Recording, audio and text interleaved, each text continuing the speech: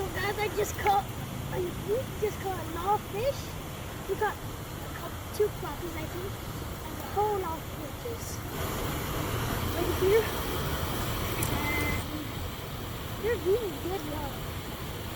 And I'm going to the river in this week, next week. So when I'm in the river, the flood don't have dirt milk because we just stay there and always have them falling. Alligator jar, huh?